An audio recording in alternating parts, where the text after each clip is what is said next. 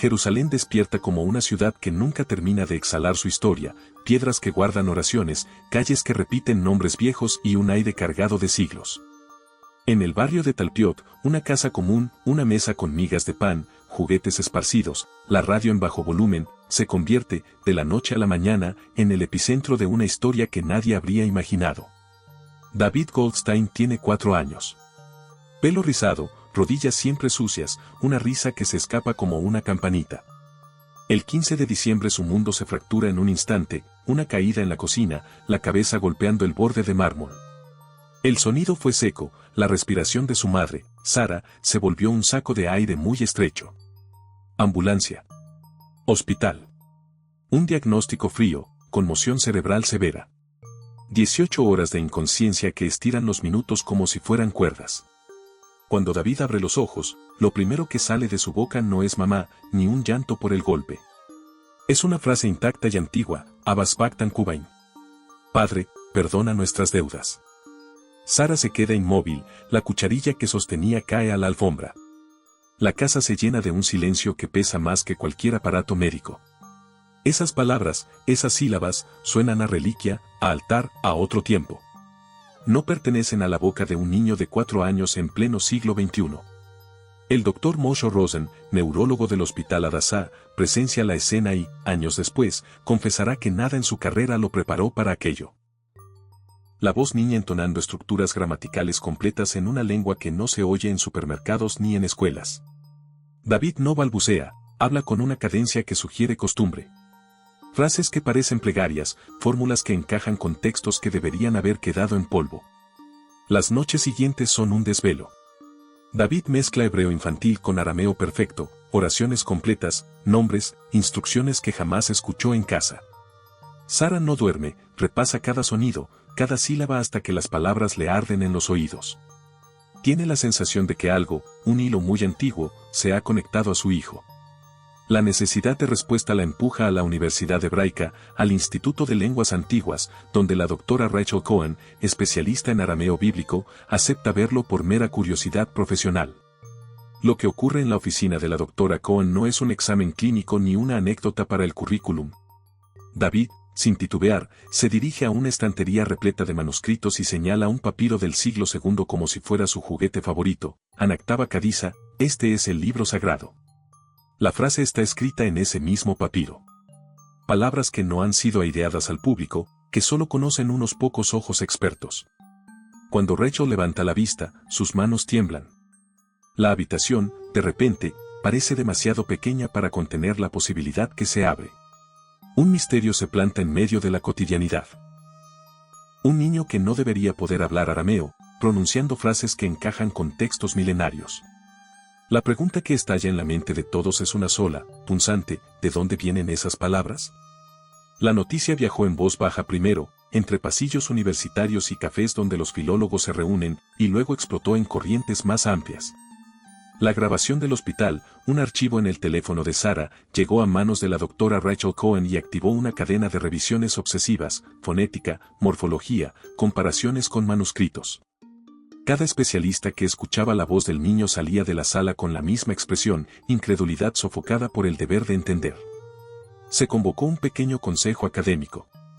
Lingüistas de la Universidad Hebraica, un filólogo visitante de Cambridge y 2 paleógrafos que habían trabajado con los rollos del Mar Muerto pusieron a David bajo observación. No era solo curiosidad, había protocolo, grabaciones con micrófonos de alta fidelidad, pruebas de repetición, juegos diseñados para evitar imitaciones. Querían saber si el niño repetía frases memorizadas o si poseía un sistema gramatical vivo. Las pruebas fueron desconcertantes. David no recitaba, improvisaba. Cuando le proponían frases nuevas en arameo, las producía con flexibilidad morfológica y acentos coherentes con variantes históricas. Un análisis comparativo mostró rasgos propios del arameo galileo del siglo I. Formas verbales y giros que los tratados modernos solo citaban en notas a pie de página. La doctora Cohen, que había pasado 3 décadas descifrando signos en pergaminos, cerraba los ojos y murmuraba: hay una memoria lingüística aquí que no encaja en nuestros modelos de adquisición. Desde el punto de vista neurológico, el doctor Moshe Rosen ordenó imágenes y evaluaciones cognitivas. Las resonancias y los exámenes neurológicos no mostraban daño estructural capaz de explicar una adquisición súbita de un idioma extinto.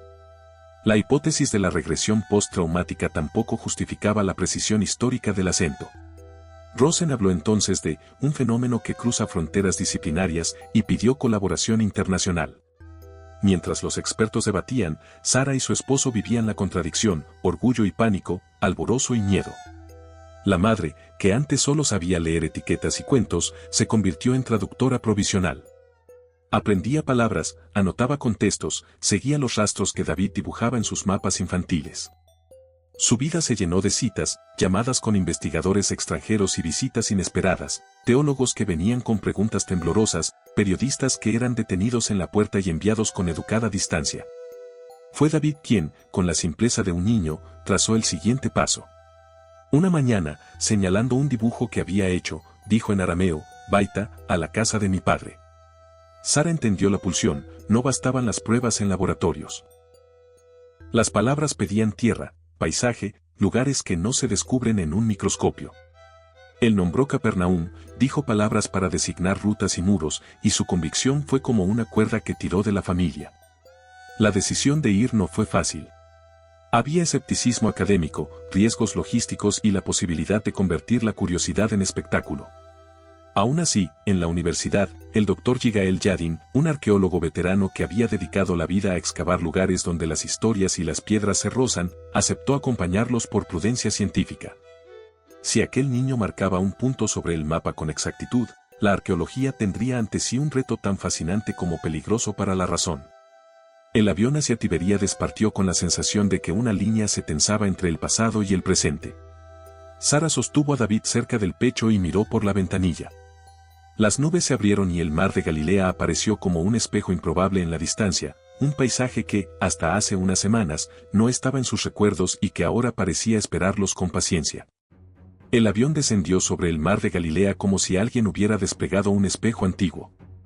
Sara apretó a David contra su pecho y vio cómo sus manos pequeñas temblaban, no por miedo sino por una emoción ancestral. El niño pegó la frente al cristal y dejó escapar un llanto que no era llanto del cuerpo sino de la memoria. Susurró, entre sollozos, una sola palabra aramea, Galila. La palabra abrió un mapa invisible.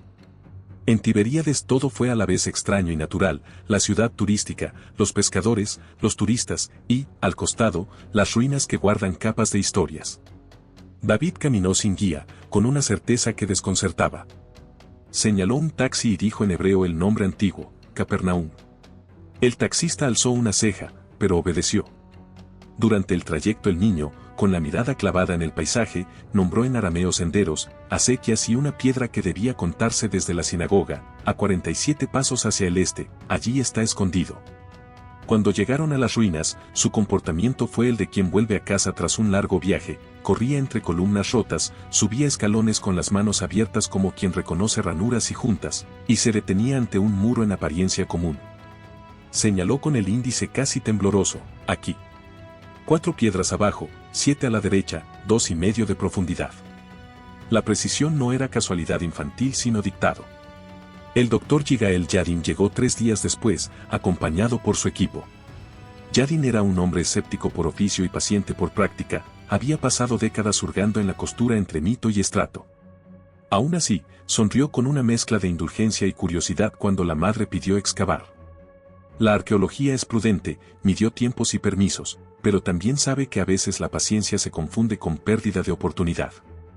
La pala golpeó con la rutina de siempre hasta que, a 2,47 metros, casi exactamente la profundidad indicada por David, algo rebotó con un sonido distinto.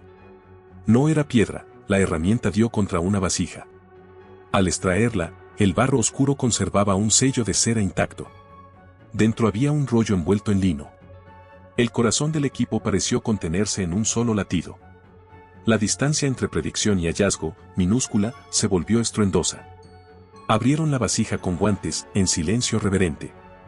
El rollo, cuando fue desplegado con cuidado, reveló líneas en una caligrafía que miraba el primer siglo, trazos arameos de una tinta que el tiempo había oscurecido sin borrar su intención. Era material Tatebel, lo era por estilo, por soporte, por los rasgos que solo reconocen los ojos curtidos en pergaminos. El silencio dio paso al murmullo, ¿puede ser? Esto corresponde a, es similar a, Yadin, que llevaba décadas midiendo probabilidades, perdió por un instante la compostura profesional.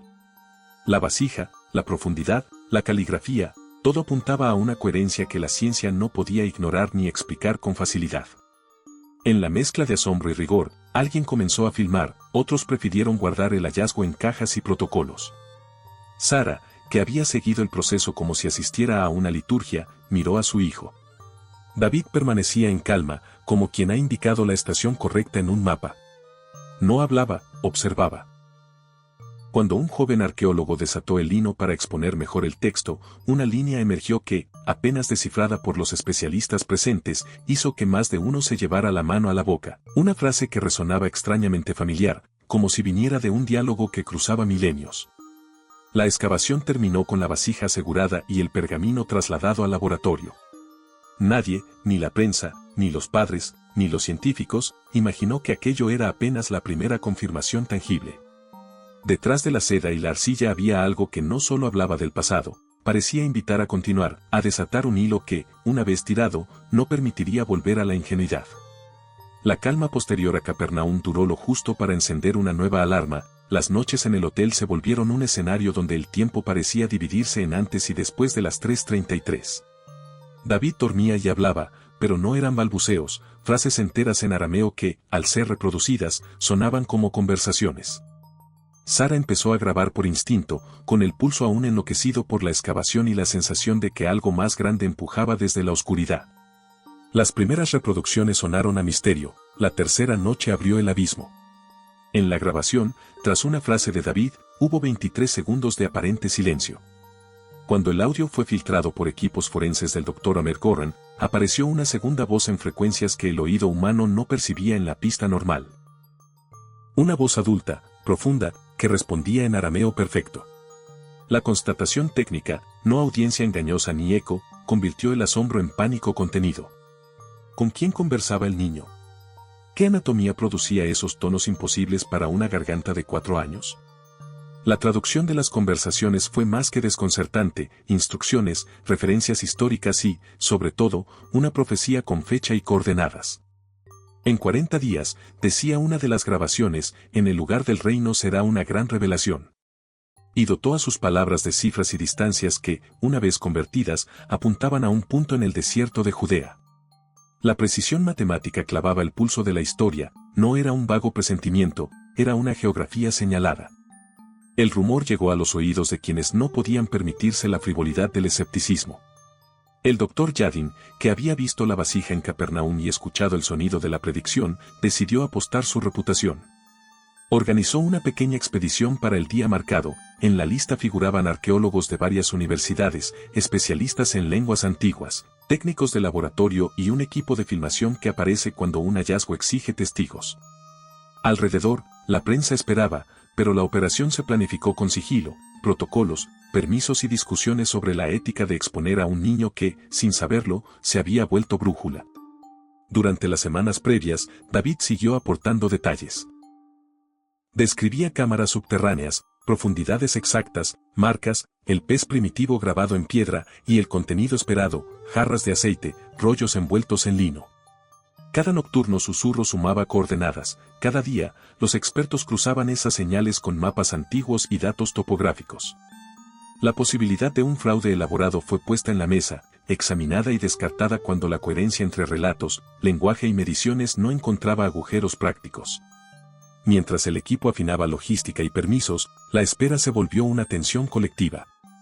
Para Sara era un martillazo en el pecho, orgullo por el niño, miedo por la magnitud de lo que Marina, o el pasado, anunciaba. Para los científicos era un desafío profesional que rozaba lo personal. Si aquello se verificaba, habría que reescribir protocolos. Si fallaba, quedaría la marca de una apuesta temeraria. Y para David, en medio de manos que lo protegían y miradas que lo usaban sin querer, era una verdad que él vivía con la simplicidad de quien obedece una llamada. La mañana señalada se acercaba. El reloj colectivo contaba los días con la liviandad de quien aguarda un ritual. El desierto, en los mapas y en la imaginación, parecía ahora un escenario listo para revelar si las voces que cruzan siglos hablan en vano o si, por una vez, las palabras de un niño pueden abrir una cámara cerrada desde hace 2000 años. El desierto recibió la mañana del 2 de abril con una claridad cortante, como si el aire supiera que ese día no sería cualquiera. Las máquinas marcaron la pauta, trazos, niveles, la exactitud de manos que miden la tierra con paciencia. El equipo trabajó con la mezcla de tensión y método que solo la arqueología conoce, cada palada era una hipótesis puesta a prueba. A las 14:47, una señal seca, la pala chocó contra algo diferente. No piedra suelta, sino una losa.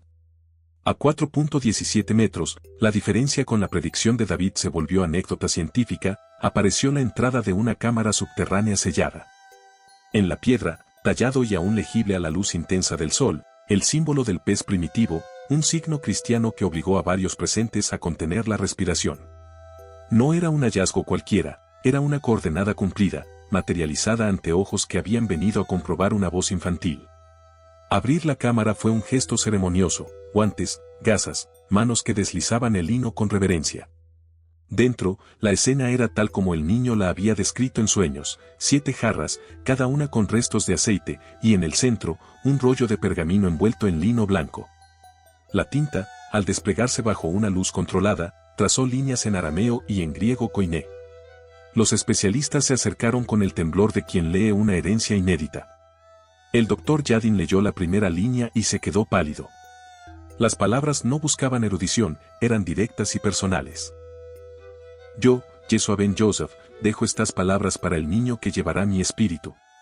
Él será pequeño de años, pero grande en sabiduría. La frase cayó como una losa y a la vez como un abrazo extraño, una carta que se dirigía a alguien aún por venir, con datos que, si se aceptaba su veracidad, conectaban historia, fe y un presente inconcebible. La habitación se llenó de susurros y de miradas que buscaban anclaje. Para algunos era la prueba máxima de autenticidad, para otros, el inicio de un problema ético y teológico de proporciones impredecibles. El texto continuaba con precisión perturbadora, coordenadas, referencias a lugares claves, Nazaret, Betania, Jericó, y una descripción tan detallada que más de un filólogo tuvo que apoyar la frente sobre la mesa para no perder el pulso. Entre el grupo, no todos pudieron mantener la distancia profesional. El doctor Marcus Panadari, escéptico y curtido en desmontar falsificaciones, entró en la sala y, frente al pergamino, pronunció un nombre en arameo sin esperar respuesta. David, que había permanecido en silencio durante la lectura, levantó la vista como si escuchara un eco conocido y dijo con una voz que perdió parte de su infantilidad, Shemón Borrona. Benedetti, blanco, comenzó a llorar. Allí, en ese gesto, la erudición se desnudó y mostró su lado humano. El impacto fue múltiple, científicamente medible, dataciones preliminares, análisis de tinta y soporte, y humanamente arrollador. Para Sara, la madre, la confirmación escrita fue alegría y vértigo, su hijo no solo hablaba, parecía ser señalado por un texto que cruzaba eras. Para los presentes quedó la pregunta más pesada, ¿cómo actuar ante una alegación que mezcla evidencia material con una intención espiritual explícita? Mientras el mundo comenzaba a asomarse por los bordes de la noticia, en el interior del campamento alguien deslizó una duda íntima, si aquello era cierto, si el pergamino hablaba de una misión, ¿qué derecho tenían los científicos, los gobiernos o las religiones a decidir el rumbo de una verdad que parecía pedir custodios más que propietarios? La cámara cerrada volvió a sellarse simbólicamente, pero nadie pudo sellar la sensación de que algo, más que un objeto, había sido devuelto al mundo. ¿Qué vendría después de leer una carta que reclamaba a un niño como heredero de memoria? Los meses que siguieron a la apertura de la cámara se parecieron a un péndulo, oscilaban entre la calma académica y la tormenta pública. Los laboratorios ofrecieron dataciones que confirmaron antigüedad, los paleógrafos colocaron las grafías en el primer siglo, los filólogos trazaron coincidencias imposibles entre el habla de David y dialectos documentados en textos perdidos. Cada verificación científica aumentaba la presión, no tanto por la verdad del hallazgo, sino por las consecuencias éticas y políticas que traía consigo. Surgieron bandos. Unos exigían transparencia absoluta, publicación inmediata y acceso internacional, otros pedían cautela, protocolos de protección y respeto por la infancia del niño. Autoridades religiosas, desde rabinos hasta sacerdotes no nombrados, comenzaron a rondar el caso con súplicas y advertencias.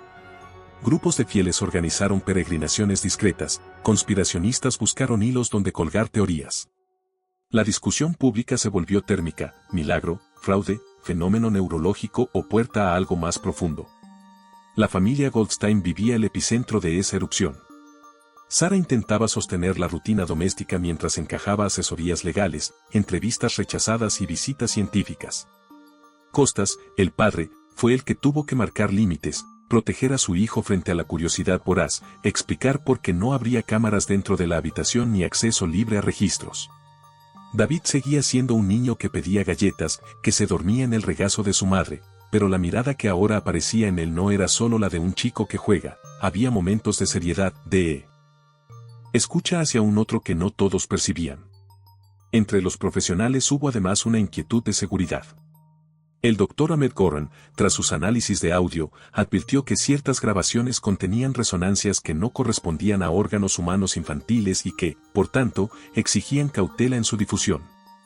El doctor Yadin, sobrepasado por la magnitud del asunto, decidió elevar un informe confidencial a autoridades competentes, no para buscar censura, sino para que existiera un canal oficial que ponderara riesgos y responsabilidades. El documento, según fuentes internas, fue recibido, analizado y archivado. La burocracia no quiso actuar sin evidencia irrefutable, pero la racionalidad administrativa chocó con una intuición profunda. Cuando lo inusual toca instituciones, las respuestas suelen llegar tarde. Mientras tanto, las señales se multiplicaron fuera de Israel. Casos parecidos emergieron en 5 continentes, niños que despertaban con idiomas extinguidos, guías de sitios arqueológicos olvidados o nombres que solo unos pocos conocían. El fenómeno adquirió un carácter inquietante, no era una anomalía aislada, sino una serie que sugería un patrón. El doctor Elena Vázquez, neuropsicóloga de la Universidad de Barcelona, recopiló una docena de casos y propuso una hipótesis audaz: la conciencia humana podría acceder a memorias que trascienden el tiempo lineal. Sus palabras encendieron debates en congresos y foros, pero no bastaron a contener la sensación colectiva de que algo estaba deslizándose hacia el presente. El 15 de agosto, mientras la familia intentaba recuperar alguna normalidad, ocurrió un episodio que cambió la ecuación. A las 3:33 de la madrugada David se despertó con una urgencia que dejó fría a su madre. Sara lo grabó, de la garganta del niño brotaron frases en arameo que nadie en la habitación pudo comprender por completo. Cuando los expertos tradujeron el contenido, el miedo se filtró en las ruedas de reunión y en las comisarías discretas donde se debatía qué hacer con esa información. El mensaje contenía imágenes de fuego, referencias geográficas precisas y una fecha que, al ser convertida al calendario moderno, señalaba un momento concreto en el futuro cercano. La reacción oficial fue la mezcla habitual entre incredulidad y obligación. Algunos archivaron, otros pidieron vigilancia. Para la familia aquello fue un peso nuevo, no solo el de ser herederos de una memoria improbable, sino el de portar una voz que reclamaba acción colectiva. David volvió a dormirse. Sara quedó despierta hasta el amanecer, preguntándose cómo proteger a un niño que parecía traer de vuelta no solo un idioma, sino una advertencia. El mundo afuera era ya un rumor que exigía respuesta, y la pregunta que pendía en la casa de Talpiot no era retórica: ¿qué se hace con una profecía que, aunque provenga de un niño, pide ser tomada en serio? La madrugada del 7 de octubre llega con la dureza de un golpe que nadie supo esquivar. Nadie en la casa de Talpiot pudo ignorar el estremecimiento que recorrió las noticias, imágenes, nombres y destinos que encajaban, con una precisión que helaba, en la profecía que David había pronunciado meses atrás. Para Sara el mundo dejó de ser una sucesión de días, se convirtió en una sucesión de llamadas perdidas y reportes que regresaban a la misma frase aramea que no quería pronunciar en voz alta. En los despachos donde se había archivado el informe del doctor Yadin, la burocracia mostró su rostro contradictorio. Algunos funcionarios volvieron a hojear documentos, otros negaron la validez de la advertencia porque su método había sido informal. La tensión entre responsabilidad y escepticismo se volvió política. ¿Quién tenía la autoridad para actuar ante una predicción que provenía de la boca de un niño? ¿Hasta qué punto la prudencia institucional se podía permitir ignorar lo improbable? Los investigadores vivieron una descomposición interior. El equipo que había organizado la expedición al desierto se reunió en privado, con rostros endurecidos por la culpa y la incredulidad. El doctor Benedetti, que aún recordaba la mano cálida de aquel niño y sus palabras sobre Pedro, habló con voz quebrada: no fuimos responsables solo de un hallazgo, fuimos custodios de una advertencia. Las palabras no borraban lo ocurrido, pero pusieron sobre la mesa la pregunta clave. ¿Qué hubiéramos hecho distinto si la voz de un niño hubiese sido atendida como alerta en vez de curiosidad? Mientras tanto, la exposición pública se volvió insoportable para los Goldstein. Periodistas, activistas, creyentes y agoreros llamaban a la puerta. La familia cerró filas, evitar cámaras, proteger a David de cualquier contacto que aumentase su estrés, trasladarlo a un entorno seguro. Costas vigilaba la entrada de la casa con la misma disciplina de un centinela. Sara intentaba calmar la herida con juegos, cuentos y canciones que no dejaran lugar a la gravedad que se había posado sobre sus hombros. En los foros académicos la discusión cambió de matiz, ya no se trataba solo de confirmar dataciones o comprobar fonemas. El debate ético ganó fuerza. ¿La ciencia debe borrar la ventana cuando lo que entra es peligroso? ¿Debe callar por prudencia o alertar por humanidad? El Dr. Goren, que había demostrado la existencia de una segunda voz en las grabaciones, pidió la creación de un protocolo interdisciplinario de emergencia, combinando ética, seguridad y comunicación pública. Su pedido chocó con la lentitud institucional. El tiempo, sin embargo, no espera trámites. El fenómeno también abrió una herida más amplia. Los otros niños reportados en distintos continentes comenzaron a ser vistos con un nuevo prismático, ahora cargado de miedo y esperanza a la vez. Para algunas comunidades eran señales de revelación, para otras, focos de riesgo que obligaban a una protección urgente. La doctora Elena Vázquez y su equipo intentaron coordinar una red internacional de estudios y cuidados infantiles, consciente de que la repetición del patrón exigía una respuesta que combinara ciencia y cuidado humano. En la casa, David seguía siendo un niño que a veces dibujaba sin mirar y, otras, escuchaba con la atención de alguien que se sabe portavoz. En noches de luna baja, Sara lo observaba dormir y se preguntaba en voz baja qué se hace cuando la infancia es portadora de peso histórico. ¿Cómo devolver la sencillez a quien fue elegido por el azar o por la historia para sostener una voz que desborda comprensiones? El episodio de octubre no cerró el capítulo, lo abrió. Lo que empezó como curiosidad se transformó en urgencia moral. Y mientras el mundo buscaba explicaciones que calmaran el ruido, en el silencio de Talpiot una pregunta se hacía cada vez más clara y cortante. ¿Quién posee la autoridad para custodiar las verdades que nacen en la boca de un niño? El ruido que siguió a octubre no fue tempestad ni calma, fue una nueva cartografía de responsabilidades. Gobiernos abrieron expedientes, comités internacionales redactaron protocolos y la UNESCO, según voces internas, inició consultas sobre custodia cultural y protección infantil en contextos sensibles. La academia, forzada por la evidencia, creó mesas interdisciplinarias, arqueología, lingüística, neurociencia, ética y trabajo social. La pregunta ya no era cuál era la verdad, sino cómo proceder sin convertir a los niños en instrumentos de validación. Las recomendaciones fueron claras y humildes: priorizar la salud emocional de los menores, limitar la exposición mediática, garantizar custodia local de los hallazgos y promover procesos donde las comunidades afectadas tuvieran voz real. Algunos países incorporaron protocolos de emergencia para fenómenos anómalos que involucraran vulnerables. Nada borró lo ocurrido, pero las medidas intentaron evitar repeticiones de explotación y reducir el daño colateral. En lo personal, la vida de los Goldstein cambió de forma irreversible pero no por completo. Costas recobró la rutina en la panadería con manos más firmes. Sara volvió a escribir, ahora con páginas llenas de dudas y gratitud, cartografías íntimas donde anotaba sueños de su hijo y noches de vigilia. David, sujeto a estudios y cuidados, creció entre juegos y consultas. Los especialistas hablaron de un niño con episodios de escucha intensa y fases en las que prefería no hablar. Con el tiempo se volvió menos brújula pública y más presencia doméstica, aprendió a atarse los cordones, a hacer sumas básicas, a fingir que no sabía que su voz había cambiado el mundo. Los descubrimientos continuaron en distintos lugares, con variaciones y coincidencias inquietantes. Algunos hallazgos se corroboraron, otros quedaron en sombras. La correlación entre trauma infantil y aparición de memorias lingüísticas provocó estudios nuevos, algunos prudentes, otros temerarios. La hipótesis de la doctora Vázquez, memorias que trascienden el tiempo lineal, dejó de ser una frase atrevida para convertirse en una línea de investigación legítima, con equipos revisables y protocolos que exigían ética y contención. Quedó, sin embargo, algo que no se prestó a informes ni a comités: la sensación humana de haber rozado un umbral. Algunos científicos reconocieron en privado que su trabajo había adquirido una dimensión de custodio más que de posesión. Religiosos y laicos intercambiaron laica y respetuosamente preguntas sobre fe, azar y destino. Y en la biografía pública del caso se abrió una grieta esencial: la certeza de que existen fenómenos que la ciencia puede medir en parte, fechas, tintas, frecuencias, pero que en su núcleo plantean preguntas morales que no admiten análisis puramente técnicos. Años después, en una entrevista breve, la doctora Rachel Cohen dijo, el hallazgo nos obligó a humillar la ciencia ante la complejidad humana. No todo lo que se puede medir explica lo que debemos hacer. El doctor Yadin agregó, con voz cansada, aprendimos que excavar no solo desentierra objetos, desentierra obligaciones. Y Sara, que había guardado las noches en su cuaderno, escribió, crié un niño que escuchó una voz. Aprendí que protegerlo era, también, proteger lo que esa voz reclamaba, cuidado, no espectáculo. David, ya adolescente, volvió en alguna tarde a la playa del mar de Galilea con la discreción de quien repara un lazo.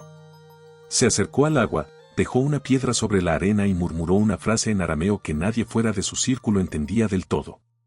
No hubo profecías nuevas, ni portavoces mediáticos. Fue un gesto pequeño, íntimo, una acción que parecía cerrar un circuito sin pretender cerrar el misterio. El caso no dio respuestas últimas. Entregó pruebas, preguntas y una lección. Cuando lo inexplicable irrumpe, la primera obligación no es demostrar sino cuidar. Y en ese deber colectivo quedó plantada la última imagen que muchos recordarán, un niño que, por un rato, cargó con la memoria de otro tiempo y nos recordó que hay voces que nos piden algo que no se mide en dataciones ni en titulares, humildad, prudencia y la voluntad de escuchar sin poseer. ¿Estamos dispuestos a custodiar lo que no entendemos, o preferimos convertirlo en espectáculo y perderlo para siempre?